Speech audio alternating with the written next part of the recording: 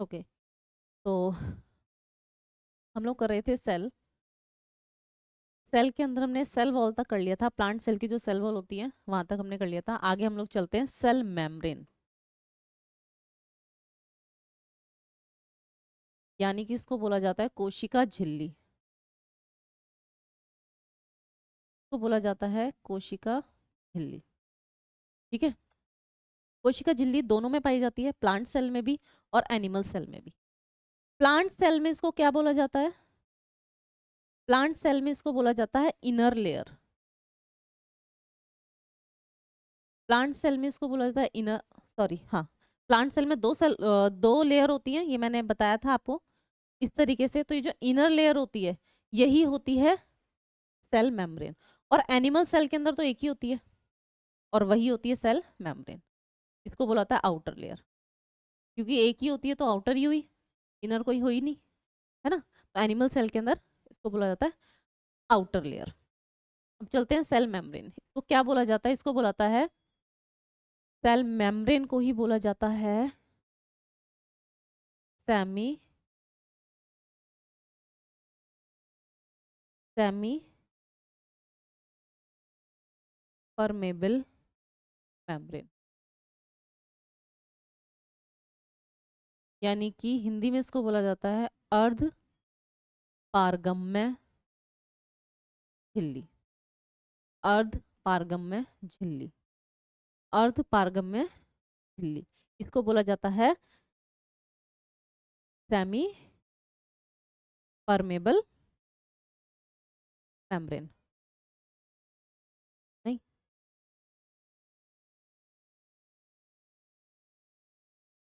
Semi, हाँ जी, हम क्या कर रहे थे, ये था सेमी परमेबल मार्बिन, अर्ध पारगम्य झिल्ली। ठीक, हिंदी में बोला था अर्ध पारगम्य झिल्ली। क्या होता है ये सेल मेम्ब्रेन, या किस चीज का बना हुआ होता है?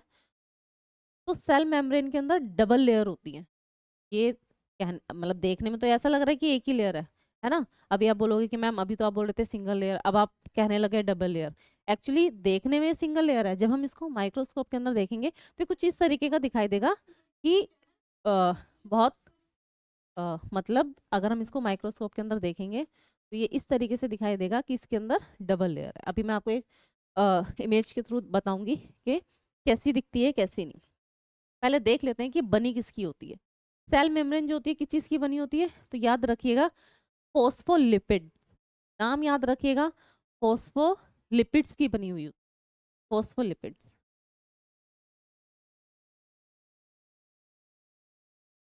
फोस्फोलिपिड,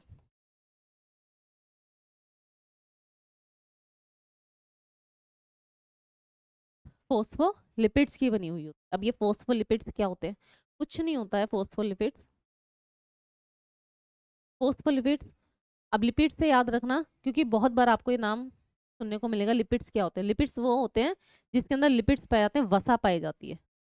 ठीक है, जिसके अंदर क्या पाए जाते हैं? वसा पाई जाती है। ठीक है, ऑयल पाया जाता है। ऑयल, लिपिड और ऑयल एक ही चीज है, ऑयल से याद रखना, लेकिन इसका साइंटिफिकली ऑयल नहीं बोलते हैं, उसको लिपिड के नाम से ही जानेंगे।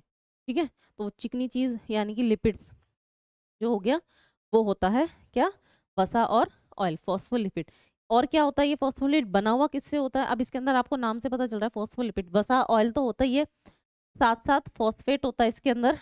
यानी कि आप इस तरीके से याद रख लो, प्रोटीन के नाम से इसको याद रख लो, क्योंकि इससे पूछा जाएगा इसमें और क्या होता है, protein plus carbohydrate. Protein plus carbohydrates, कुछ कार्बोहाइड्रेट्स होते हैं, प्रोटीन होता है और लिपिड होता है। तो क्या बोला जाता है? फोस्फोलिपिड। फोस्फोड के ग्रुप्स बने होते हैं इसलिए इसको फोस्फोलिपिड्स बोला जाता है। देखो, जैसे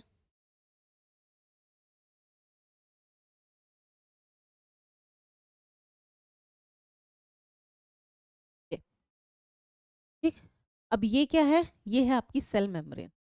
ये क्या है आपका? सेल, कोशिका झिल्ली। अब इसके अंदर आपको दिख रहा होगा, इसके अंदर आपको दिख रहा होगा क्या? एक ये है ना, और एक ही नीचे की। इसको मैं बोल रही थी कि डबल लेयर होता है सेल मेम्ब्रेन। देखने में वैसे तो एक ही लेयर है जो एनिमल सेल की होती है, पर जब इसको जूम करते हैं तो कुछ इस तरीके से दिखाई देती है, दिखाई दे रही है, इससे डबल लेयर है ना। इसी के अंदर क्या होते हैं, प्रोटीन्स इसमें धसे हुए होते हैं, और ये जो चेन्स आपको दिखाई दे रही है ये होती है कार्बोहाइड्रेट्स की चेन। ये जो चेन्स दिखाई दे रही है ये होती है कार्बोहाइड्रेट्स की चेन, प्रोटीन्स। और जो प्रोटीन्स होते हैं वो इसके अंदर इस तरीके से धसे हुए होते हैं। ये है आपका सेल मेम्ब्रेन की फिगर, है ना। अब आपको समझ में आ गया होगा कि सेल मेम्ब्रेन एक्चुअली है क्या। तो सेल मेम्ब्रेन क्या है, सेल मेम्ब्रेन एक ऐसी लेयर है जो किस चीज से मिलकर बनी है, फोस्फोलिपिड से मिलकर बनी है। फोस्फोलिपिड क्या है इसके अंदर, प्रोटीन प्लस, फोस्फोलिपिड क्या है इसके अंदर, protein plus कार्बोज, carbohydrates, proteins plus carbohydrates. ठीक है। अब देखो इसमें आपको एक चीज और याद रखनी है, एक नाम है सिंगर, एक नाम है सिंगर निकल्सन, सिंगर निकल्सन, है ना। इन्होंने एक मॉडल दिया, सिंगर निकल्सन ने एक मॉडल दिया। उस मॉडल का नाम क्या था, उस नंबर का उस मॉडल का नाम था आपके सामने fluid, fluid mosaic model, fluid mosaic model, fluid mosaic model. ठीक है, फ्लूइड मोसेक मॉडल। ये क्या है, ये एक साइंटिस्ट का नाम है जिनका नाम है सिंगर निकोल्सन।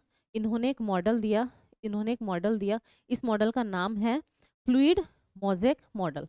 इसके अंदर इन्होंने क्या दिया था, इसी के बारे में इन्होंने बताया था सेल मेम्ब्रेन के बारे में कि ये किस चीज से बना हुआ होता है।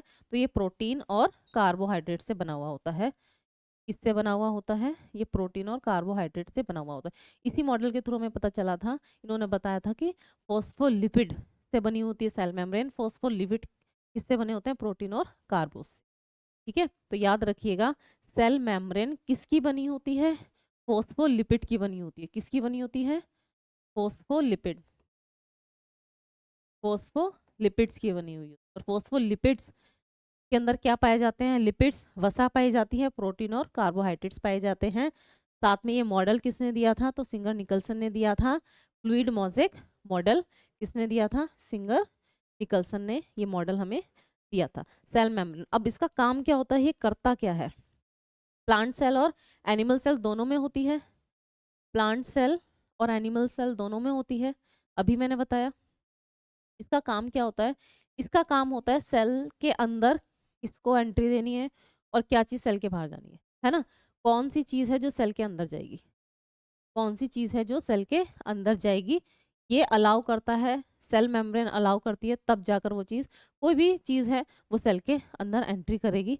सेल मेम्ब्रेन उसको एंट्री करने देता है, इसलिए वो एंट्री करती है, अदरवाइज एंट्री नहीं होता, है ना। तो कुछ नहीं करता, सेल मेम्ब्रेन क्या करता है, सेल के अंदर बाहर आने आने जाने वाली चीज़ के ऊपर कंट्रोल करता है, और कुछ नहीं करता। ठीक है, 2-3 क्वेश्चन है, ज़्यादा ध्यान नहीं देना है, सिर्फ आपको क्या याद रखना है, एक तो फोस्फोलिपिड्स, प्रोटीन, कार्बोज, है ना, बस इतना याद रखना है, इससे ज़्यादा कुछ नहीं है सेल मेम्ब्रेन के अंदर। सिर्फ 1 या 2 पॉइंट्स आपको याद रखने हैं सेल मेम्ब्रेन के अंदर, और कुछ नहीं। क्लियर है, आगे चलते हैं।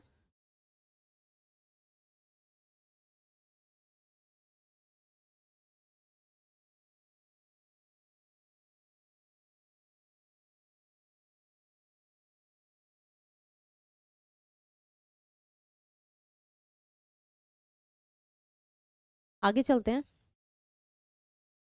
अब हम पढ़ते हैं सेल प्रोडक्ट्स के बारे में, न्यूक्लियस के बारे में। अब हम पढ़ते हैं सेल प्रोडक्ट के बारे में, न्यूक्लियस के बारे में। क्या होता है न्यूक्लियस,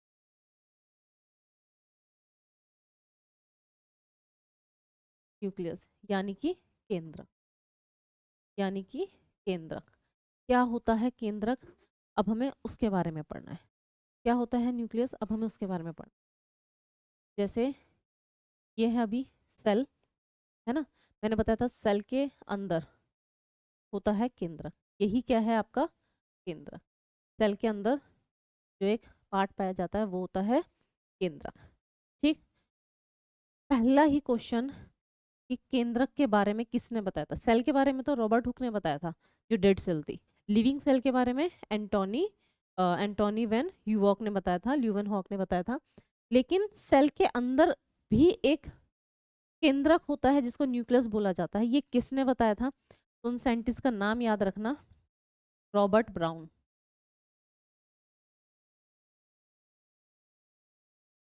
रॉबर्ट ब्राउन नाम के एक साइंटिस्ट थे, उन्होंने हमें बताया था कि सेल के अंदर भी कुछ होता है जिसको बोला जाता है न्यूक्लियस के अंदर पाया जाता है। ठीक है, सेल के अंदर पाया जाता है। किसने बताया था? रॉबर्ट ब्राउन ने बताया था न्यूक्लियस के बारे में। बहुत बार क्वेश्चन एग्जाम में पूछा गया है कि न्यूक्लियस की खोज किसने करी थी या न्यूक्लियस की डिस्कवरी किसने करी थी? तो रॉबर्ट ब्राउन ने करी। ठीक है, क्या कहा जाता है इसको? न्यूक्लियस को बोला जाता है brain of cell, brain of cell या फिर मैनेजर ऑफ सेल। पूरी सेल का ब्रेन किसको बोला जाता है? न्यूक्लियस। या फिर पूरी सेल का मैनेजर, जो चीज़ों को मैनेज करता है, वो किसको बोला जाता है? केंद्रक को बोला जाता है। सारी चीज़ों पे ध्यान लगाना, कौन क्या कर रहा है, सही कर रहा है नहीं कर रहा है, इस चीज़ के बारे में सारा ध्यान कौन रखता है? केंद्रक रखता है। ठीक है, इसीलिए इसको बोला जाता है ब्रेन या फिर मैनेजर ऑफ सेल। उसके अलावा सेल में आपको और क्या ध्यान रखना है? देखो, न्यूक्लियस के अंदर और क्या पाया जाता है? डीएनए पाया जाता है, आरएनए पाया जाता है, डीएनए आरएनए पाया जाता है ना?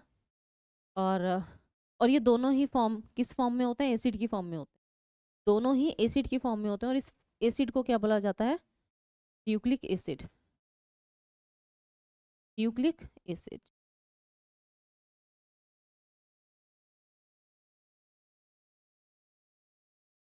इन दोनों को बोला जाता है न्यूक्लिक एसिड, क्योंकि ये दोनों ही एसिड की फॉर्म में पाए जाते हैं। डीएनए और आरएनए किस में पाया जाता है? याद रखना। तो डीएनए और भी सेल के और भी पार्ट होते हैं जहाँ पर डीएनए पाया जाता है, पर अभी आप इसी को, हम लोग केंद्रक को पढ़ रहे हैं तो केंद्रक के बारे में बात करते हैं कि केंद्रक में डीएनए आरएनए दोनों पाया जाता है, और दोनों ही एसिड की फॉर्म में पाया जाता है। कौन से एसिड को बोला जाता है? न्यूक्लिक एसिड, क्योंकि ये न्यूक्लियस के अंदर होते हैं, इसलिए इनको बोला जाता है न्यूक्लिक एसिड। इसके अलावा इसके अंदर एक लिक्विड होता है, इसके अलावा इसके अंदर एक लिक्विड होता है, उसको क्या बोला जाता है? जो केंद्रक के अंदर एक लिक्विड होता है, जो तरल पदार्थ होता है, इसको क्या बोला जाता है? तो याद रखना, न्यूक्लियोइड्स बोला जाता है। इसको बोला जाता है न्यूक्लियोइड, को बोला जाता है न्यूक्लियोइड।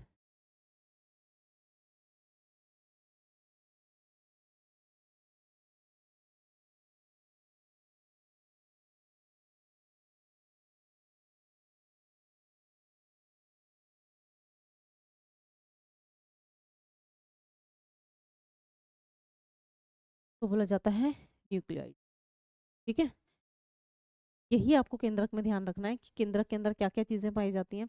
तो बोला क्या जाता है? Cell of brain of cell बोला जाता है, मैनेजर बोला जाता है, और इसकी भी मेम्ब्रेन होती है ना? इसकी भी क्या होती है? मेम्ब्रेन होती है। जो आउटर लेयर है, इसी को क्या बोला जाता है? मेम्ब्रेन बोला जाता है। सिंगल मेम्ब्रेन होता है सेल। क्या होता है? सिंगल मेम्ब्रेन होता है।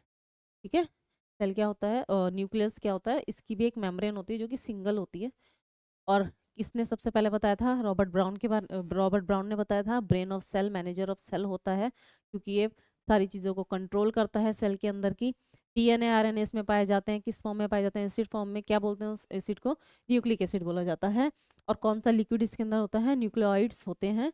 न्यूक्लियोइड्स जो लिक्विड होता है वो इसके अंदर पाया जाता है। इसके अलावा न्यूक्लियस से आपके क्वेश्चन नहीं होते हैं न्यूक्लियस के अंदर, है ना?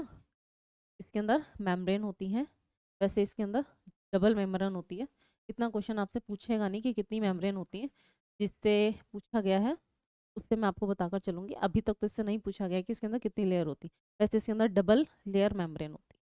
ठीक है, जो न्यूक्लियस का जो सेल का जो न्यूक्लियस होता है, इसके अंदर डबल लेयर मेम्ब्रेन होती है। आपको सेल से अगर कुछ भी ध्यान रखना है तो सिर्फ यही पॉइंट्स ध्यान रखने हैं, और कुछ इसके अलावा ध्यान में आपको नहीं रखना न्यूक्लियस। ठीक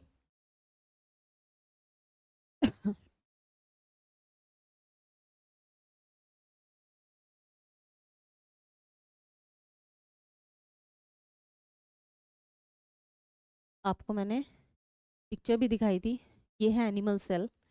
इसके अंदर ये जो है, ये है आपका न्यूक्लियर, ये है आपका,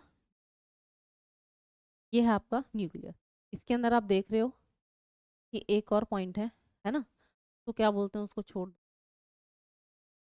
सेंटर को। आपको बस ये ध्यान रखना है, सेल के सेंटर में पाया जाता है। ये वाली जो सेल है ये है एनिमल सेल, और एनिमल सेल के अंदर जो न्यूक्लियस पाया जाता है ना, वो सेंटर में पाया जाता है। प्लांट सेल में इधर उधर हो सकता है, लेकिन एनिमल सेल के अंदर सेंटर में पाया जाता है।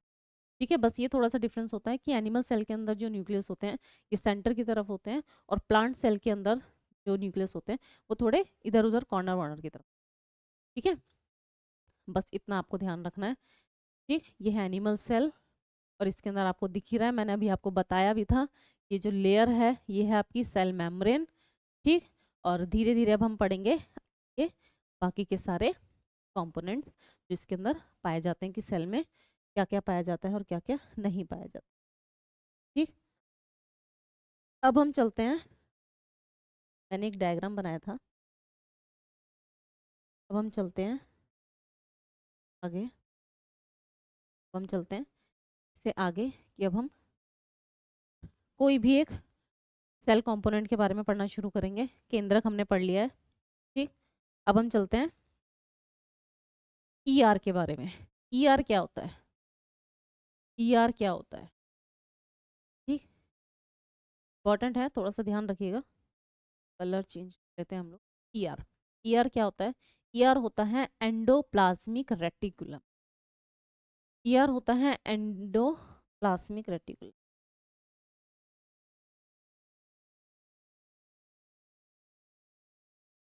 एंडोप्लाज्मिक रेटिकुलम,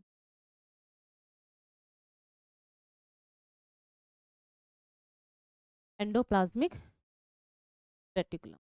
ठीक, ये क्या होता है? एंडोप्लाज्मिक रेटिकुलम होता है। इसको हिंदी में बोलते हैं अंतः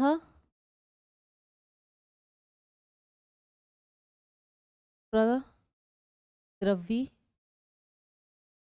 जालिका। अंतः प्रद्रवी जालिका, इसको हिंदी में बोलते हैं अंतः प्रद्रवी जालिका। कैसी होती है ये? तो मैंने आपको बताया था, ये है एक सेल, इसके अंदर हो गया ये न्यूक्लियस। ठीक, इसके अंदर हो गया न्यूक्लियस, न्यूक्लियस के पास में इस तरीके से ये बनी हुई, न्यूक्लियस के पास में इस तरीके से बनी हुई होती है, कुछ इस तरीके का इसका स्ट्रक्चर होता है, इसका एंडोप्लाज्मिक रेटिकुलम का। ठीक है, अब आपसे पूछा जाएगा कि इसके बारे में, एंडोप्लाज्मिक रेटिकुलम के बारे में क्या कोई साइंटिस्ट थे जिन्होंने बताया? हाँ भाई, जब कोई ना कोई साइंटिस्ट कुछ ना कुछ पार्ट देख रहा है सेल का, तो ये भी किसी ना किसी ने देख के बताया होगा, है ना? तो ये किस साइंटिस्ट ने बताया था? ये बताया था पॉटर ने। साइंटिस्ट थे, इवन दो साइंटिस्ट थे, Claude and Potter, Claude and Potter, Claude and Potter नाम के दो साइंटिस्ट थे जिन्होंने इसके बारे में बताया था, एंडोप्लाज्मिक रेटिकुलम के बारे में, कि इन्होंने सूक्ष्म माइक्रोस्कोप के अंदर देखा कि भाई सेल के अंदर ऐसे ऐसे स्ट्रक्चर का एक पार्ट होता है, उसको बोला जाएगा एंडोप्लाज्मिक रेटिकुलम। ठीक है, कुछ याद नहीं करना आपको, पोर्टर नाम याद रखना, एग्जाम में जो ज़्यादातर पूछा जाता है वो पोर्टर के नाम से पूछा जाता है। एंडोप्लाज्मिक रेटिकुलम की बारे में सबसे पहले किसने बताया था, या इसकी डिस्कवरी किसने करी थी? तो याद रखना पोर्टर, क्लॉडेन पॉटर, क्लॉडे नहीं आएगा तो पोर्टर एग्जाम में आएगा ही आएगा। थोड़ा सा और आगे चलते हैं। एंडोप्लाज्मिक रेटिकुलम होता कितने टाइप का है? तो याद रखना ये दो टाइप का होता है, एंडोप्लाज्मिक रेटिकुलम दो टाइप का होता है। कौन कौन सा होता है? तो एक होता है रफ, ठीक, एक होता है रफ और एक होता है स्मूथ, एक होता है रफ और एक होता है स्मूथ, है ना? एक होता है रफ ईआर और एक होता है स्मूथ ईआर। दोनों में क्या डिफरेंस है तो वो मैं बता देती हूँ, रफ और स्मूथ में क्या डिफरेंस। रफ जो होता है इसके अंदर राइबोस पाए जाते हैं या राइबोसोम्स पाए जाते हैं। इसके अंदर क्या पाया जाता है? राइबोसोम पाए जाते हैं। इसके अंदर क्या पाए जाते हैं? राइबोसोम पाए जाते हैं। स्मूथ ईआर के अंदर लिपिड्स पाए जाते हैं, इसके अंदर लिपिड्स प्रोटीन का सिंथेसिस होता है, इसके अंदर राइबोसोम्स होते हैं इसीलिए रफ होता है, दोनों ही आर से हैं, याद रखना। राइबोसोम्स र इसीलिए रफ, और ये स्मूथ इसलिए क्योंकि इसके अंदर लिपिड्स पाए जाते हैं, है ना। कोई भी चीज स्मूथ कैसे हो जाएगी, जैसी लिपिड्स यानी कि वही ऑयल, है ना, लिपिड्स यानी कि ऑयल, लिपिड्स यानी कि ऑयल, है ना। और ऑयल है तो ठीक है, स्मूथ है, ठीक। तो इसको याद करने में इतना डिफिकल्ट नहीं होगा। अब आपको मैं बताती हूँ डायग्राम के थ्रू लिपिड्स। देखो, ये है आपका ईआर का डायग्राम, ये है आपका एंडिकुलम,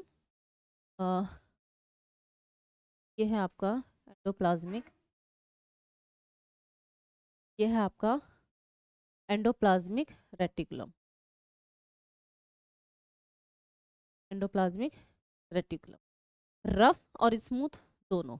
ये है न्यूक्लियस, न्यूक्लियस के बिल्कुल पास में है, जो न्यूक्लियस के ज्यादा पास में है वो होता है रफ, ठीक है। ये कौन सा है, रफ, रफ ईआर, ईआर यानी कि एंडोप्लाज्मिक रेटिकुलम। और जो थोड़ा सा दूर हो गया है ना, ये है आपका स्मूथ ईआर, स्मूथ ईआर यानी कि स्मूथ एंडोप्लाज्मिक रेटिकुलम, ठीक है। तो जो न्यूक्लियस के पास में है वो है रफ, और जो थोड़ा सा दूर है वो है स्मूथ। रफ वाले के पास आप देख सकते हो यहाँ पे डॉट डॉट भी लग रही है, इन सब के ऊपर डॉट डॉट भी लग रही है ना। तो एंडोप्लाज्मिक रेटिकुलम दो तरीके के होते हैं, एक होता है रफ और एक होता है स्मूथ। रफ वाला न्यूक्लियस के पास होता है, इसके ऊपर डॉट डॉट डॉट से आपको दिखाई दे रहे हैं। और जो बाहर की तरफ है, जो थोड़ा खुला खुला हो गया, देखो जो न्यूक्लियस के पास है थोड़ा बिचा बिचा सा है ना, बिचने की वजह से बहुत रफ हो गया ये, है ना, इसलिए इसको बोल दिया रफ ईआर। और जो थोड़ा सा डिस्टेंस पे आ रहा है न्यूक्लियस के, वो है थोड़ा खुला खुला, इसलिए इसको बोल दिया स्मूथ एंडोप्लाज्मिक रेटिकुलम। इतना आपको ध्यान रखना है। रफ वाले में क्या था, रफ वाले में क्या था, तो रफ वाले में था आपका, रफ वाले में था आपका जिसके अंदर राइबोसोम बन रहे थे, है ना। और स्मूथ वाले में था जिसके अंदर लिपिड, जिसके अंदर लिपिड स्टेरॉइड्स का सिंथेसिस हो रहा था, किसका, लिपिड्स का और राइबोसोम्स का। राइबोसोम्स रफ वाले में थे, और याद रखना स्मूथ स्मूथ वाले के अंदर क्या थे, लिपिड्स का सिंथेसिस हो रहा था। ये लिपिड्स को बनाता है, या फिर यही लिपिड्स अभी हमने कहाँ पढ़े थे, सेल मेम्ब्रेन के अंदर पढ़े थे, है ना। तो यही बनाता है जिससे सेल मेम्ब्रेन भी क्या होती है, लिपिड्स वॉल्यूज के अंदर ज्वाइंट होती है, फॉस्फोरेट के साथ मिलकर फॉस्फोरिक लिपिड बना देते हैं वो, है ना। और यहाँ पर जो स्मूथ एंडोप्लाज्मिक रेटिकुलम है, ये लिपिड का सिंथेसिस करता है। ऐसे ही रफ ईआर किसका सिंथेसिस करता है, राइबोसोम्स का करता है, राइबोसोम्स का करता है, ठीक है। तो ये किस चीज में हेल्प कर देता है, ये प्रोटीन बनाने में हेल्प करता है। जो राइबोसोम होता है वो काम ही क्या करता है, वो प्रोटीन बनाने में हेल्प करता है। प्रोटीन बना रहा है राइबोसोम, और राइबोसोम किससे बन रहे हैं या फिर कहाँ पर सिंथेसिस हो रहा है, वो आ रहा है रफ ईआर के अंदर, ठीक है। वो कहाँ हो रहे हैं, वो हो रहे हैं रफ ईआर के अंदर। बस इतना ही आपको याद रखना है, और कुछ आपको ध्यान नहीं रखना है। एक चीज ये पूछी जा सकती है, कौन केंद्रक के पास होता है, तो ये क्या होता है, ये केंद्रक के पास होता है, ये केंद्रक के पास होता है। और ये जो होता है ये केंद्रक से थोड़ा सा दूरी पर होता है, ये केंद्रक से दूर होता है, ठीक है। वो केंद्रक के पास होता है, ये केंद्रक के दूर पाया जाता है, ठीक। अगर ये केंद्रक से दूर है तो ये किसके पास होगा, तो याद रखना ये सेल मेम्ब्रेन के पास होता है, ये होता है सेल मेम्ब्रेन के पास। देखो कैसे, ये होता है सेल मेम्ब्रेन के पास, कैसे, ये मैंने सेल बनाया, ये हो गया केंद्रक, केंद्रक के पास यहाँ पर जितना भी ये वाला जो एरिया है, ये होता है आपका रफ वाला, सेल के पास वाला जो एरिया है ये है रफ वाला, है ना। और ये जो इससे दूर होता जा रहा है ऐसे करके, ये किसके पास होता जा रहा है, ये सेल मेम्ब्रेन के पास होता जा रहा है। तो ये क्या है, स्मूथ ईआर, ये क्या है, स्मूथ ईआर, ठीक है। एक हो गया रफ ईआर और एक हो गया स्मूथ ईआर। रफ वाला केंद्रक के पास होता है ना, सेल मेम्ब्रेन से दूर होता है, ये जो सेल मेम्ब्रेन है सेल की से दूर होता है। लेकिन जो स्मूथ होता है वो क्या होता है, वो केंद्रक से दूर होता है लेकिन सेल मेम्ब्रेन के पास में होता है। इतना ही आपको ध्यान रखना है एंडोप्लाज्मिक रेटिकुलम के बारे में, ठीक। नेक्स्ट हम लोग आगे चलते हैं। अब हम लोग आगे चलते हैं। नेक्स्ट है आपका गोल्जी बॉडी। नेक्स्ट है आपका गोल्जी बॉडी, तो हिंदी में बोलते हैं गोल्जी काय। तो हिंदी में बोलते हैं गोल्जी काय। ठीक है, इंग्लिश में ही नाम याद रख लेना, गोल्जी बॉडी, गोल्जी काय। ये क्या करता है, देखो अभी थोड़ी देर पहले हमने पढ़ा ईआर। ईआर क्या करता था, यानी कि एंडोप्लाज्मिक रेटिकुलम क्या करता था, प्रोटीन का सिंथेसिस करता था। ये क्या करता था, प्रोटीन, प्रोटीन यानी कि राइबोसोम, राइबोसोम का और लिपिड्स का, दोनों का सिंथेसिस करता था, है ना। राइबोसोम्स का और लिपिड्स का दोनों का सिंथेसिस करता था। राइबोसोम्स का सिंथेसिस कौन करता था, रफ ईआर, ये करता था रफ ईआर, है ना, और ये करता था स्मूथ ईआर, और ये करता था स्मूथ ईआर, और ये करता था। गोल्जी बॉडी क्या करता था, गोल्जी बॉडी क्या क्या करता था, ये जो प्रोटीन या राइबोसोम्स बन रहे हैं और जो लिपिड्स बन रहा है ना, इनको इकट्ठा कर देता। बनाता ईआर था, लेकिन गोल्जी बॉडी क्या करता था, इनको कलेक्ट करता था और इनको इकट्ठा कर लिया करता था, है ना। और जिसके पास जरूरत है प्रोटीन्स की वहां पर भेज देता था, है ना। जैसे सेल के कौन से पार्ट के पास प्रोटीन की जरूरत है, वहां भेज दिया। सेल के कौन से पार्ट के पास लिपिड्स की जरूरत है, वहां पर भेज दिया। ठीक, तो इस तरीके से जो गोल्जी बॉडी है वो क्या काम करता है, तो याद रखना पैकेजिंग का काम करता है। इसको पैकर या फिर बंडल, बंडल ऑफ सेल भी बोला जाता है। इसको पैकर और बंडल ऑफ सेल भी बोला जाता है। क्यों, क्योंकि ये पैकेजिंग करने का काम करता है, ये बंडल्स बनाने का काम करता है। किसके बंडल्स बनाने का काम करता है, वो प्रोटीन और लिपिड्स जो कौन बना रहा है, ईआर बना रहा है, यानी कि एंडोप्लाज्मिक रेटिकुलम, जो भी प्रोटीन और राइबोसोम्स प्रोटीन्स बना रहे हैं, सिंथेसिस कर रहे हैं जिस चीज का, उन चीजों को इकट्ठा करता है, उनके पैकेजेस बनाता है। और दोनों को पैकेजेस बनाकर, जैसे दोनों का पैकेजेस बनाकर क्या कर देता था, ट्रांसपोर्ट करता है। क्या कर देता है, ट्रांसपोर्ट कर देता है। किसके पास ट्रांसपोर्ट कर देता है, जहां पर जरूरत है उसको जाकर भेज देता है। ठीक है, इसीलिए अब देखो और क्या करता है, जैसे कि ये सेल है, ये है सेल, सेल के अंदर ये न्यूक्लियस हो गया, यहाँ पर एंडोप्लाज्मिक रेटिकुलम्स हो गए, यहाँ पर और भी बहुत सारे पार्ट हैं, है ना, और भी बहुत सारे पार्ट हैं। ठीक, अब ये जो एंडोप्लाज्मिक रेटिकुलम है, ये क्या बनाना है, प्रोटीन बना रहा है। ठीक, अब प्रोटीन बना रहा है तो ये प्रोटीन ऐसे फैले रहेंगे, ये क्या करते हैं, फैले रहते हैं। ठीक, तो गोल्जी बॉडी क्या करता है, इन फैले हुए, इन सेल के अंदर बिखरे हुए प्रोटीन्स को इकट्ठा करना शुरू कर देता है, इनके बंडल और इनको इनके पैकेजिंग करना शुरू कर देता है। ठीक, जैसे ही इनकी पैकेजिंग करता है, इसलिए इसको पैकर्स या फिर बंडल ऑफ सेल बोला जाता है। ठीक, और जब ये पैकेजिंग बना ली, जैसे इस वाले डायग्राम के अंदर तो देखो सारा बिखरा हुआ है ना। एक डायग्राम मैं यहाँ पर बनाती हूँ जिसके अंदर ये सेल है, ये एंडोप्लाज्मिक रेटिकुलम है, और भी एक दो प्रोडक्ट्स हैं जो इसके अंदर होते हैं, और सारा लिक्विड इसके अंदर भरा हुआ है ना। अब इसके अंदर क्या है, इसके अंदर और इस वाले डायग्राम के अंदर देखो थोड़ा सा क्या डिफरेंस है। इसके अंदर एंडोप्लाज्मिक रेटिकुलम ने प्रोटीन बनाया और सारा बिखरा हुआ है, गोल्जी बॉडी ने अपना काम नहीं किया। इस वाली सेल के अंदर गोल्जी बॉडी ने अपना काम किया है, और जो बिखरा हुआ प्रोटीन और लिपिड था उसके बंडल बना दिए, है ना, और उसके पैकेट्स बना के रख दिए, जिससे ये फैला हुआ नहीं दिखाई दे रहा है ना, जिससे ये क्या नहीं दिखाई दे रहा, फैला हुआ नहीं दिखाई दे रहा। इससे क्या होता है, फैला हुआ कुछ नहीं है, तो अब इसके ट्रांसपोर्ट में इजी हो जाएगी, है ना।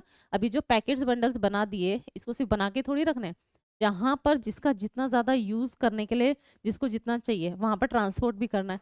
अब बिखरे हुए सेल के अंदर ट्रांसपोर्ट करना आसान है, या फिर इस तरीके से जिसके अंदर सारा सामान यानी कि सारा प्रोटीन अच्छे से अरेंज कर दिया गोल्जी बॉडी ने, अब ये बिखरा हुआ नहीं है, इसके अंदर ट्रांसपोर्ट करना आसान है। ऑब्वियसली जो बिखरा हुआ है इसके अंदर तो ट्रांसपोर्ट करना आसान ही नहीं है, है ना। ट्रांसपोर्ट करना आसान किस में है, जिसके अंदर गोल्जी बॉडी ने क्या काम किया, सारे पैकेट्स बना दिए प्रोटीन्स वगैरह के, सब कुछ पैक करने के बाद अब इसके ट्रांसपोर्ट में आसान हो गया, तो इसीलिए इसको क्या बोला जाता है, traffic police of cell. Traffic police of cell किसको बोला जाता है, गोल्जी बॉडी को बोला जाता है। क्यों बोला जाता है traffic police of cell, traffic police करती क्या है, ट्रैफिक पुलिस करती है ट्रैफिक को कंट्रोल करती है ना। अगर ट्रैफिक पुलिस अपना काम ना करे तो रोड पर बहुत जाम लग जाए, क्योंकि ट्रैफिक को कंट्रोल कौन करेगा, कोई नहीं करेगा। जिसको यहाँ जाना है वो यहाँ जाएगा, जिसको यहाँ जाना है वो वहाँ जाएगा, पूरा जाम हो जाएगा, है ना, अगर ट्रैफिक पुलिस अपना काम नहीं करेगी तो। सेम ऐसे ही अगर गोल्जी बॉडी ने अपना काम नहीं किया, पैकेट्स नहीं बनाए, तो बिखरे रहेंगे तो उनके ट्रांसपोर्ट में बहुत बड़ी दिक्कत हो जाएगी। ठीक है, तो उनका ट्रांसपोर्ट इजी करने के लिए एज अ ट्रैफिक पुलिस की तरह काम कौन करता है, गोल्जी बॉडी करता है। और ये क्वेश्चन एग्जाम में कई बार पूछा गया है कि ट्रैफिक पुलिस जो है किसको कहा जाता है, सेल के कौन से पार्ट को ट्रैफिक पुलिस कहा जाता है, तो याद रखना गोल्जी बॉडी को बोला जाता है। ऐसे ही पैकर्स, बंडल और सेल किसको बोला जाता है, गोल्जी बॉडी को बोला जाता है। क्यों बोला जाता है, क्योंकि ये पैकेजिंग का काम करता है। किसकी पैकेजिंग का, प्रोटीन्स और जो लिपिड सिंथेसिस किसने बनाए हैं, ईआर ने जो बनाए हैं।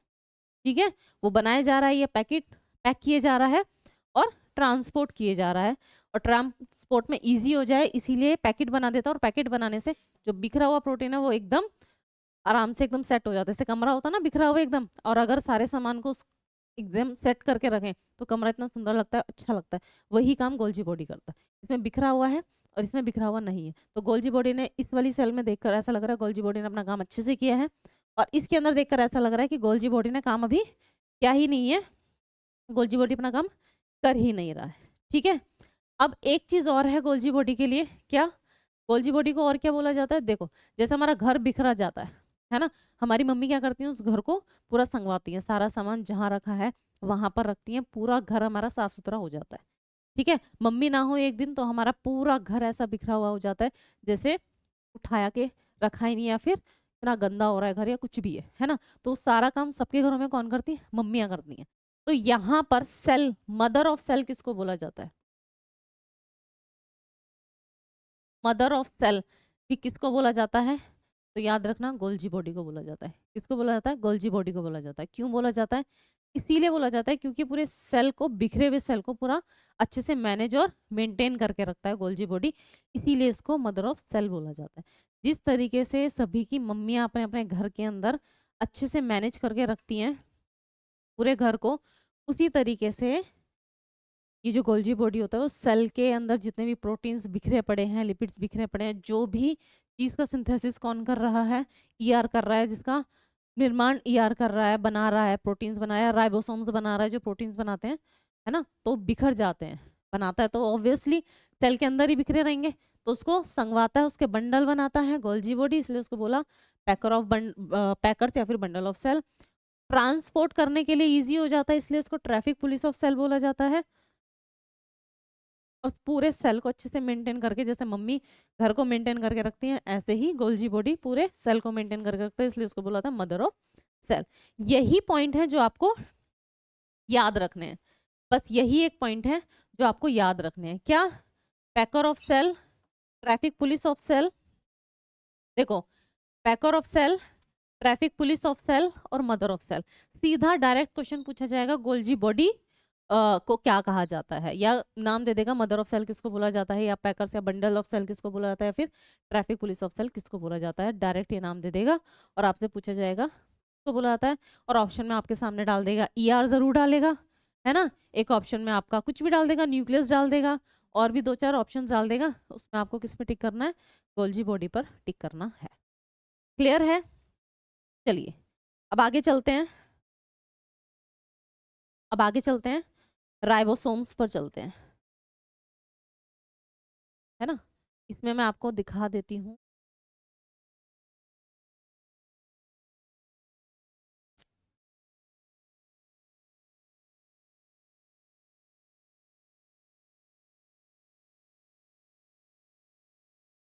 ये होता है गोल्जी बॉडी, ये होता है आपको गोल्जी बॉडी। इस तरीके से आपकी फिगर है ये गोल्जी बॉडी की, ये जो है ना, अभी थोड़ी देर पहले मैंने आपको जो गोल्जी बॉडी पढ़ाया था वो जूम करके हम देखेंगे तो इस तरीके से बनी हुई होती है ना, इस तरीके से बनी हुई होती। इनको क्या बोला जाता है, इसका नाम आपको ध्यान रखना है ना, इसका नाम आपको थोड़ा सा ध्यान रखना है। तो इसको बोला जाता है सिस्ट्रन, इसको बोला जाता है सिस्ट्रन, इसको बोला जाता है सिस्ट्रन, और कुछ नहीं बोला जाता। आपसे क्वेश्चन पूछा जाएगा सिस्ट्रन किस में पाए जाते हैं या सिस्ट्रन कहाँ पाए जाते हैं, सेल के कौन से प्रोडक्ट्स में या सेल के कौन से कंपोनेंट में सिस्ट्रन पाए जाते हैं, तो गोल्जी बॉडी में पाए, ठीक है, किस में पाए जाते हैं, गोल्जी बॉडी में पाए जाते हैं और कहीं नहीं पाए जाते। ठीक है, तो आपको ये याद रखना है ये क्या है, गोल्जी बॉडी है और ये क्या काम कर रही है, इसी को बोला जाता है मदर ऑफ सेल, इसी को बोला जाता है बंडल ऑफ सेल या जो भी है ना, बंडल पैकर्स ऑफ सेल, इस तरीके से traffic police of cell, mother of cell, इसको बोला जाता है गोल्जी बॉडी को। ठीक है, चलिए तो आगे चलते हैं।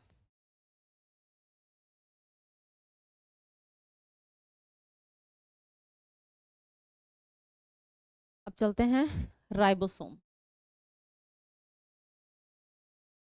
राइबोसोम,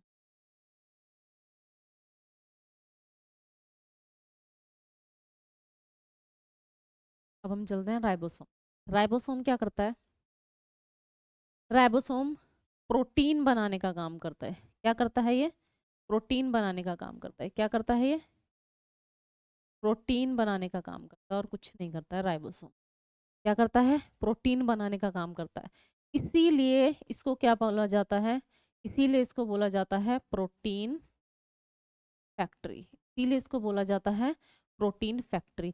बहुत बार एग्जाम में क्वेश्चन पूछा गया है कि प्रोटीन फैक्ट्री किसको कहा जाता है, तो याद रखना प्रोटीन फैक्ट्री किसको कहा जाता है, तो प्रोटीन फैक्ट्री कहा जाता है राइबोसोम को। किसको बोला जाता है, राइबोसोम को प्रोटीन फैक्ट्री बोला जाता है। क्यों बोला जाता है, क्योंकि ये प्रोटीन्स बनाता है, क्योंकि ये प्रोटीन्स बनाता है। ठीक,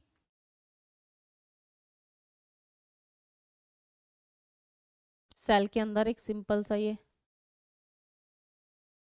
कोई भी एक प्रोटीन, राइबोसोम्स ऐसे ही होते हैं, इनकी कोई ऐसी शेप नहीं होती है, राइबोसोम्स ऐसे ही सेल के अंदर होते हैं। ठीक है, ऐसे ही सेल के अंदर होते हैं। आपसे पूछा जा सकता है कि राइबोसोम कौन से साइंटिस्ट ने इसके बारे में बताया था, तो एक साइंटिस्ट का नाम है पैलेड, साइंटिस्ट का नाम है पैलेड, जिन्होंने इसके बारे में बताया था। नाम याद रखना कि कौन से साइंटिस्ट हैं जिन्होंने राइबोसोम के बारे में बताया था। पैलेट नाम के एक साइंटिस्ट थे जिन्होंने राइबोसोम के बारे में बताया था। इन्होंने बताया था कि पैलेट ने तो बताया था कि राइबोसोम की ऐसे ऐसे, इन्होंने भी अपने माइक्रोस्कोप के अंदर देखा कि सेल के अंदर एक ऐसा प्रोडक्ट है जो क्या बना रहा है, प्रोटीन्स बना रहा है, उन्होंने उसका नाम क्या रख दिया, राइबोसोम। ठीक है, अब प्रोटीन्स भी कितने टाइप के होते हैं, दो टाइप के होते हैं, एक होता है 70S और एक होता है 80S।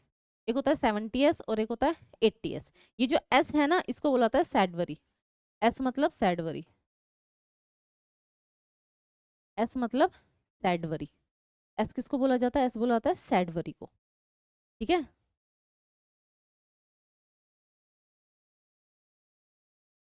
सैडवरी नाम के एक साइंटिस्ट थे, और यहाँ पर जो S लगाया ना, इसको बोला जाता है लिख देती हूँ इसको दूसरे नाम से, और क्या पूछा जा सकता है, दूसरे नाम से पूछा जा सकता है सैवेड बेरी, सैवेडबर्ग करके लिखो, सैवेडबर्ग या सैवेडबेरी यूनिट, ऐसे करके लिखा हुआ हो सकता है, स्पेलिंग्स में थोड़ा सा है।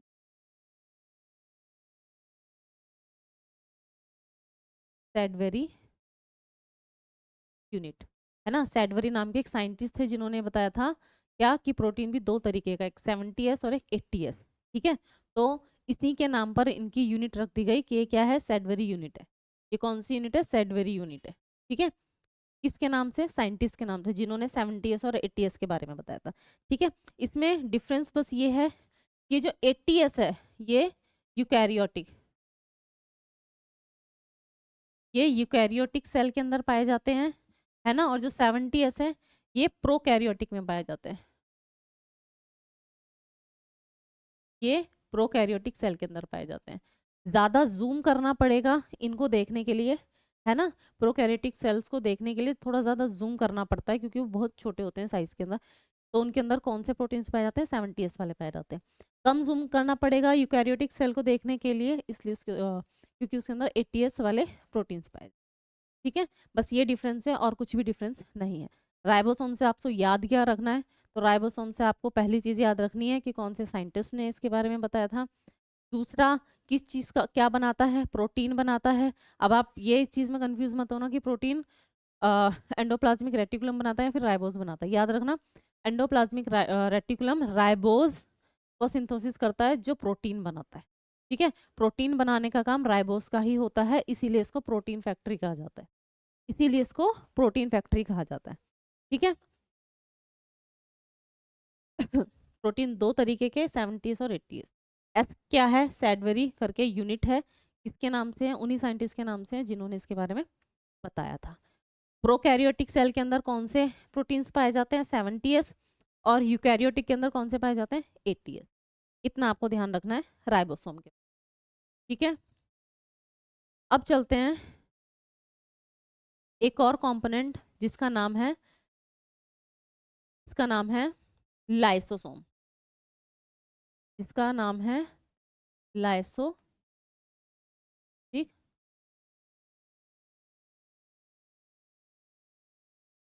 जिसका नाम है लाइसोसोम। ये क्या होता है, ये भी सेल के अंदर का एक कंपोनेंट होता है। ठीक है, ये भी सेल के अंदर का एक कंपोनेंट होता है। ऐसे एक थैली सी होती है, इसके अंदर लिक्विड फिल होता है। ठीक है, इसके अंदर एक लिक्विड फिल होता है। ठीक है, ये थोड़ा ग्रीनिश कलर का होता है, पूछेगा नहीं आपसे कि किस कलर का होता है, बट मैं बता रही हूँ थोड़ा सा ग्रीनिश कलर का होता है। अभी मैंने एक एनिमल सेल पिक कलर का होता है।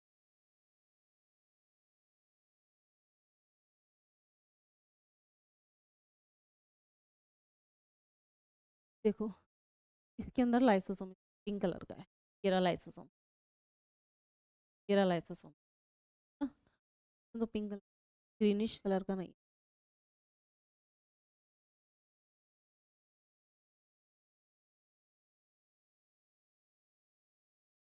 लाइसोसोम क्या होता है, ये एक बैग की फॉर्म में होता है, एक थैली सी होती है ये एक बैग के फॉर्म में होता है। ठीक है, एक पाउच के फॉर्म में होता है। ठीक है, इसके अंदर, इस बैग के अंदर एक लिक्विड भरा होता है, इस बैग के अंदर एक लिक्विड भरा हुआ होता है। उस लिक्विड को क्या बोला जाता है, उस लिक्विड को बोला जाता है हाइड्रोक्लोरिक एसिड।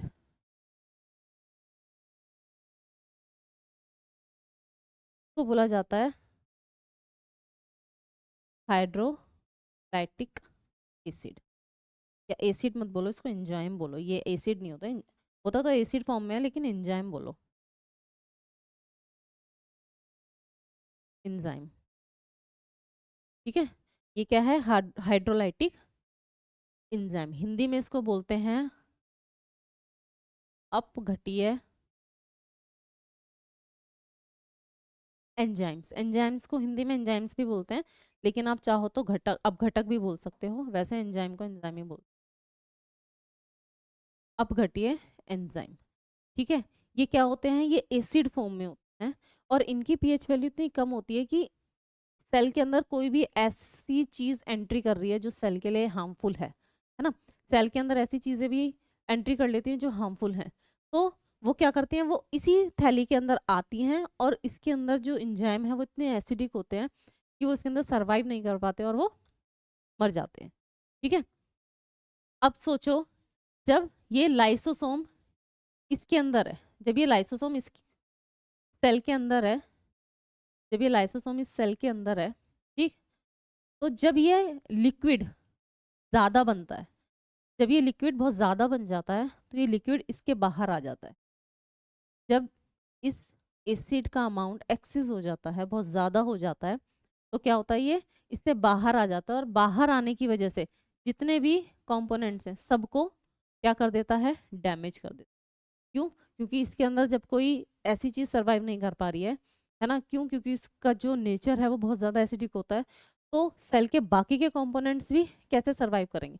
इसको भी मार दिया, इसको भी मार दिया, इसको भी मार दिया, सबको मार दिया। किसने मार दिया? इसके अंदर लाइसोसोम के अंदर जो लिक्विड था, क्योंकि एक्सेस अमाउंट हो गया, बहुत ज़्यादा अमाउंट में बन गया और ये थैली फट गई। फटने की वजह से इसके अंदर का जो लिक्विड था सब बाहर आ गया। बाहर आने की वजह से सेल के जितने भी कंपोनेंट्स होते हैं उन सबको मार देता है। इसीलिए इसको बोला जाता है सुसाइडल बैग। इसको बोला जाता है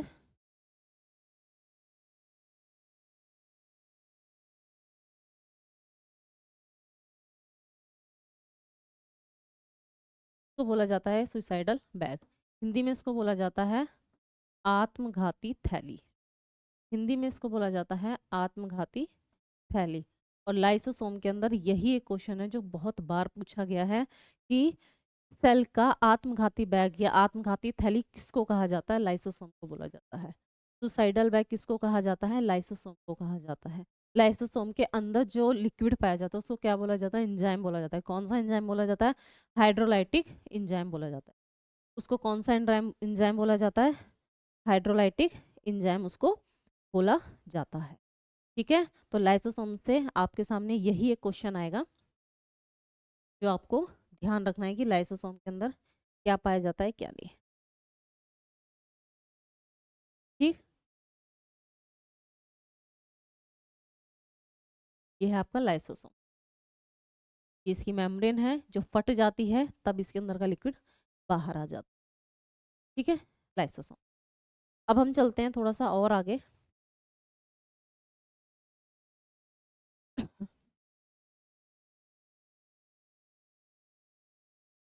अब हम चलते हैं थोड़ा सा और आगे।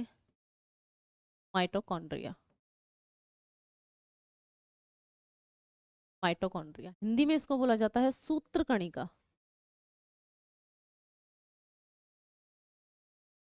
हिंदी में इसको बोला जाता है सूत्रकणिका। ठीक है, माइटोकॉन्ड्रिया बहुत इंपॉर्टेंट है, थोड़ा ध्यान रखिएगा कि माइटोकॉन्ड्रिया किसको बोला जाता है? सूत्रकणिका ने बोला। पहली चीज कौन से साइंटिस्ट ने इसके बारे में बताया था? तो याद रखना, ऑल्टमैन ने बताया था कि ऐसे ऐसे सेल के अंदर एक कंपोनेंट होता है जिसको क्या बोला जाता है? माइटोकॉन्ड्रिया बोला जाता है। ठीक, हिंदी में इसको बोलते हैं सूत्रकणिका। एंड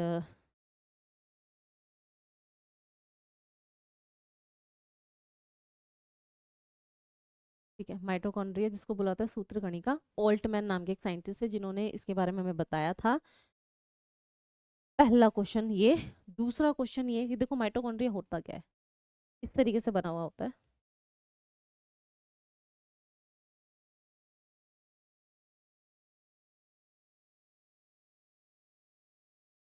इस तरीके से होता है,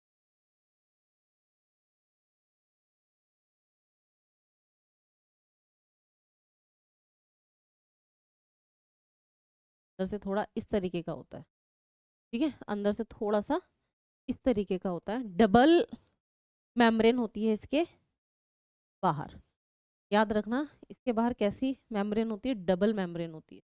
ये होता है डबल ये होता है डबल मेम्ब्रेन, यानी कि दोहरी परत या दोहरी झिल्ली इसके बाहर होती है। डबल मेम्ब्रेन होता है। कौन से साइंटिस्ट ने बताया था? ऑल्टमैन ने इसके बारे में हमें बताया था कि मेम्ब्रेन ऐसे ऐसे होता है। इंपॉर्टेंट चीज क्या है? इसके अंदर होता है रेस्पिरेशन। इसके अंदर होता है रेस्पिरेशन, यानी कि श्वसन की प्रक्रिया इसके अंदर होती है। और इस रेस्पिरेशन होने के कारण इसके अंदर क्या बनती है? तो इसके अंदर एनर्जी बनती है। इसके अंदर क्या बनती है? एनर्जी बनती है। किस फॉर्म में एनर्जी बनती है? तो याद रखना, एटीपी की फॉर्म में एनर्जी बनती है। हमारी बॉडी के अंदर जो एनर्जी बनती है वो हमेशा एटीपी की फॉर्म में बनती है। अब यहाँ पर जो एटीपी की फॉर्म में एनर्जी बनती है इसके अंदर कितने एटम्स होते हैं? 36 या 38? पर याद रखना 38 इज द करेक्ट आंसर। अगर 38 ऑप्शन में नहीं है तो आप 36 पर भी कर सकते हैं, पर 38 इसका करेक्ट आंसर है। अब एटीपी की फुल फॉर्म क्या होती है? तो एटीपी की फुल फॉर्म होती है एडिनोसिन ट्राइफॉस्फेट। ठीक है, adenosine triphosphate. Adenosine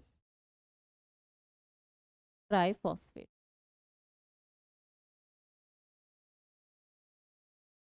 triphosphate, adenosine triphosphate. Phosphate. ठीक, एटीपी की फॉर्म एनर्जी जिस फॉर्म में बन रही है वो है आपका एटीपी, वो है आपका एटीपी। कितने एटम्स होते हैं एटीपी के? 38 होते हैं। एडिनोसिन,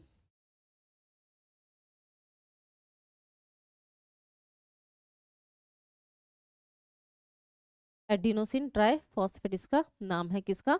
एटीपी का। अब यहाँ पर एनर्जी बन रही है और यही एनर्जी स्टोर भी हो जाती है, इसी में बनती है और इसी में स्टोर हो जाती है, थोड़ी यूज हो जाती है और बाकी स्टोर हो जाती है। माइटोकॉन्ड्रिया के अंदर ही एनर्जी स्टोर होती है, इसीलिए इसको क्या बोला जाता है? इसीलिए इसको बोला जाता है power house of cell. Power house of cell इसको क्यों बोला जाता है? क्योंकि इसके अंदर बहुत सारी एनर्जी स्टोर होती है, इसीलिए इसको बोला जाता है पावर हाउस ऑफ एनर्जी। ठीक है, इसीलिए इसके अंदर बोला जाता है पावर। सेकंड क्वेश्चन आपसे ये पूछा जाएगा कि सेल के कौन से पार्ट में रेस्पिरेशन होता है, तो याद रखना किस में होता है रेस्पिरेशन? सिर्फ माइटोकॉन्ड्रिया में होता है, सिर्फ माइटोकॉन्ड्रिया में होता है। और इसमें डीएनए भी पाया जाता है। डीएनए केंद्रक में मैंने बताया और अब मैंने बताया माइटोकॉन्ड्रिया में भी पाया जाता है। इसमें डीएनए होता है इसका अपना माइटोकॉन्ड्रिया का। कौन से साइंटिस्ट ने इसके बारे में बताया था? ऑल्टमैन ने। रेस्पिरेशन का प्रोसेस माइटोकॉन्ड्रिया में होता है, जिससे एनर्जी बनती है। एनर्जी एटीपी की फॉर्म में बनती है। कितने एटम्स होते हैं? 38। कैसी मेम्ब्रेन होती है? डबल मेम्ब्रेन होती है। और एटीपी की फुल फॉर्म पूछी जा सकती है, एडिनोसिन ट्राइफॉस्फेट। एनर्जी बनती है और कुछ यूज हो जाती है और कुछ स्टोर हो जाती है। इसके अंदर एनर्जी स्टोर होती है, इसीलिए इसको क्या बोला जाता है? पावर हाउस ऑफ सेल बोला जाता है। ठीक है, इसी को बोला जाता है पावर हाउस ऑफ सेल। अब इसके अंदर ये वाली जो स्ट्रक्चर है, ये ऐसे ऐसे ऐसे करके जो मूव हो रही है ना, ये वाली जो स्ट्रक्चर है जो इस तरीके से मूव हो रही है, ये वाली, इसको बोला जाता है क्रिस्टी। इसको बोला जाता है क्रिस्टी, क्रिस्टे, इसको बोला जाता है क्रिस्टे। ठीक है, ये चीज याद रखना, TAE, ये है TAE, क्रिस्टे, इसको बोला जाता है क्रिस्टे। ठीक, माइटोकॉन्ड्रिया में आपसे कुछ क्वेश्चन पूछा जाएगा तो सिर्फ यहीं से पूछा जाएगा। डबल मेम्ब्रेन होती है, ये बात याद रखना। माइटोकॉन्ड्रिया, ऑल्टमैन ने बताया था रेस्पिरेशन इसी में होता है, एटीपी की फॉर्म में एनर्जी बनती है, इसीलिए इसको क्या बोला जाता है? पावर हाउस ऑफ सेल बोला जाता है। इसीलिए इसको क्या बोला जाता है? पावर हाउस ऑफ सेल बोला जाता है। ठीक, तो क्या बोला जाता है? Power house of cell. Question बहुत बार पूछा गया है कि कोशिका के किस भाग में श्वसन की प्रक्रिया होती है, तो कोशिका के कौन से भाग में श्वसन की प्रक्रिया होती है? तो वो क्या हो गया? माइटोकॉन्ड्रिया। क्या हो गया? माइटोकॉन्ड्रिया। ओके, अब चलते हैं थोड़ा सा और आगे। हमारे मोस्टली सभी पार्ट हो गए हैं। अब आता है आपका प्लास्टिड सेल। अब आता है आपका प्लास्टिड सेल। अब आता है आपका प्लास्टिड सेल। प्लास्टिड सेल ये प्लांट सेल में पाया जाता है। ये किस में पाया जाता है? प्लांट सेल में पाया जाता है। और प्लांट सेल में जो प्लास्टिड पाया जाता है क्या करता है? तो प्लांट के अंदर जो कलर्स होते हैं, जब तक कोई कलर नहीं आता प्लांट का, तब तक वो ग्रीन रहता है ना। लेकिन जब उसके अंदर कलर्स आने शुरू हो जाते हैं तो वो किसकी वजह से आते हैं? वो आते हैं प्लास्टिड सेल की वजह। अब इसके बारे में किसने बताया था? इस प्लास्टिड सेल के बारे में बताया था हैकेल। हैकेल नाम के एक साइंटिस्ट थे जिन्होंने इसके बारे में हमें बताया था कि ऐसे ऐसे सेल के अंदर एक कंपोनेंट है जो क्या कर रहा है? प्लांट के अंदर कलर्स दे रहा है, जिसका नाम उस साइंटिस्ट का नाम क्या है? हैकेल नाम है। ठीक है, ये कहाँ पाए जाते हैं? सिर्फ प्लांट सेल में पाए जाते हैं, एनिमल सेल में नहीं पाए जाते हैं। ठीक, अब देखो प्लास्टिड कितने टाइप के होते हैं? तो ये 3 टाइप के होते हैं। कितने टाइप के होते हैं? ये 3 टाइप के होते हैं। कितने टाइप के होते हैं? 3 प्रकार के होते हैं। ये 3 प्रकार के होते हैं। ठीक है, कौन कौन से होते हैं? 3 प्रकार के होते हैं। कौन कौन से होते हैं? सबसे पहला होता है आपका क्लोरोप्लास्ट, जिसको बोला जाता है हरित लवक, जिसको बोला जाता है हरित लवक। ठीक, एक होता है ल्यूकोप्लास्ट, एक होता है ल्यूकोप्लास्ट, जिसको बोला जाता है श्वेत लवक, इसको बोला जाता है श्वेत लवक। तीसरा होता है क्रोमोप्लास्ट, तीसरा होता है क्रोमोप्लास्ट, तो बोला जाता है वर्णित लवक, ठीक है, या पर्णहरित को बोला जाता है, ठीक है, इसको बोलता है हरित लवक, इसको बोलता है श्वेत, श्वेत लवक भी बोलते हैं और पर्णक भी बोलते हैं। लवक और पर्णक एक ही चीज है, लवक और पर्णक एक ही चीज।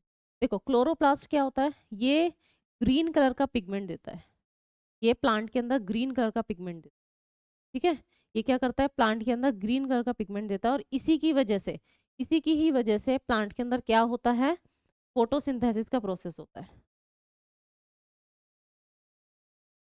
फोटोसिंथेसिस कौन से प्लांट करते हैं, वो प्लांट करते हैं जो ग्रीन होते हैं, सभी प्लांट ग्रीन होते हैं एक दो को छोड़कर, है ना, वो भी कुछ शैवाल होते हैं। तो फोटोसिंथेसिस कौन सी सेल के थ्रू होता है, प्लास्टिड सेल, प्लास्टिड सेल में भी कौन सा टाइप है, तो वो है आपका क्लोरोप्लास्ट, ठीक है।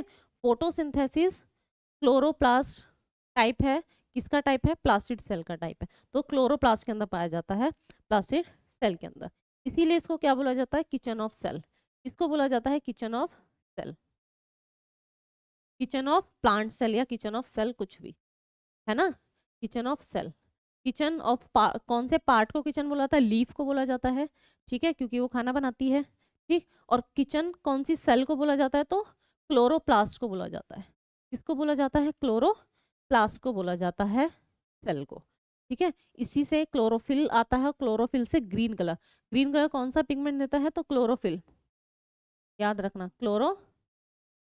क्लोरोफिल, क्लोरोफिल नाम का एक पिगमेंट होता है जो प्लांट के अंदर ग्रीन कलर देता है, ठीक। नेक्स्ट है आपका ल्यूकोप्लास्ट, ल्यूकोप्लास्ट क्या करता है, ये रूट्स में, ये कहाँ पर होता है, ज्यादातर रूट्स में होता है ना, और रूट्स में किस चीज में हेल्प करता है, स्टोर में काम करता है, स्टोर का मतलब है स्टोर करने का काम करता है, किसको, लिपिड्स को, प्लांट के अंदर जो लिपिड्स होते हैं उनको स्टोर करने का काम करता है, ठीक है, स्टोरेट्स होते हैं, ऑयल होते हैं, उनको स्टोर करने का काम करता है, लिपिड्स हो गए, स्टेरॉइड्स हो गए, ठीक है, को स्टोर करने का काम करता है कौन, ल्यूकोप्लास्ट। अब बात आती है क्रोमोप्लास्ट की, क्रोमोप्लास्ट हरे कलर के अलावा और जो भी कलर होता है वो सब क्रोमोप्लास्ट देता है, क्लोरोप्लास्ट ग्रीन कलर देता है, ग्रीन कलर के अलावा आपने देखा होगा प्लांट्स के अंदर बहुत अलग अलग फूल होते हैं, कोई येलो कलर है, कोई पिंक कलर है, कोई कुछ कलर है ना, तो वो कलर कहाँ से आते हैं, वो कलर कौन सी वाली सेल देता है, क्रोमोप्लास्ट जो सेल है वो देती है। अब इसके अंदर भी अलग अलग कलर जो है वो अलग अलग पिगमेंट से बनते हैं, ठीक है, वो अलग अलग पिगमेंट से बनते हैं, जैसे कि ज़ैंथोफिल, जैसे ज़ैंथोफिल हो गया, ठीक है, रेड कलर हो गया, है ना, ज़ैंथोफिल कौन सा कलर देता है, येलो कलर देता है, येलोइश कलर होता है वो देता है। इसके अलावा ल्यूकोपिन हो गया, कैरोटीन हो गया, ल्यूको ल्यूकोपिन हो गया, कैरेटिन हो गया, इस तरीके से अलग अलग कलर देता है ज़ैंथोफिल और वो, ठीक। अब जैसे ल्यूकोपिन बोला मैंने, इसमें रेड कलर होता है, ये रेड कलर देता है, किसको देता है, टमाटो को, टमाटोज को रेड कलर कौन देता है, ल्यूकोपिन देता है, ठीक है, ल्यूकोपिन देता है। रेड कलर कैरेट का होता है, वो कौन देता है, कैरेटीन करके होता है, कैरोटीन करके होता है कैरोटीन का, ये गाजर कैरेट को देता है, रेड कलर, रेड कलर की, ऑरेंज से कलर की कैरेट होती है उसको देता है, ठीक है, उसको देता है कलर। तो क्रोमोप्लास्ट अलग अलग कलर देता है। प्लांट के अंदर आपसे पूछा जाएगा कि जो डिफरेंट कलर होते हैं वो कौन सी सेल के थ्रू होते हैं, या कौन सी सेल उसके लिए हेल्पफुल होती है जो प्लांट के अंदर डिफरेंट कलर बनाती है, तो वो कौन से होते हैं, क्लोरो क्रोमोप्लास्ट। प्लांट के अंदर जो स्टोर, रूट्स के अंदर जो लिपिड्स वगैरह चीज़ें स्टोर की जाती हैं, है ना, ये रूट्स में पाया जाता है, वो होता है ल्यूकोप्लास्ट। और एक होता है क्रोलोप्लास्ट, क्लोरोप्लास्ट। क्लोरोप्लास्ट क्या करता है, ग्रीन कलर का पिगमेंट देता है जिसको बोलते हैं क्लोरोफिल, और क्लोरोफिल ग्रीन कलर देता है प्लांट को, जिससे प्लांट क्या करता है, फोटोसिंथेसिस की प्रोसेस करता है, ठीक है। तो याद रखना, इसको बोला जाता है किचन ऑफ सेल, इसको क्या बोला जाता है, किचन ऑफ सेल इसको बोला जाता है, ठीक। ये था आपका प्लास्टिड।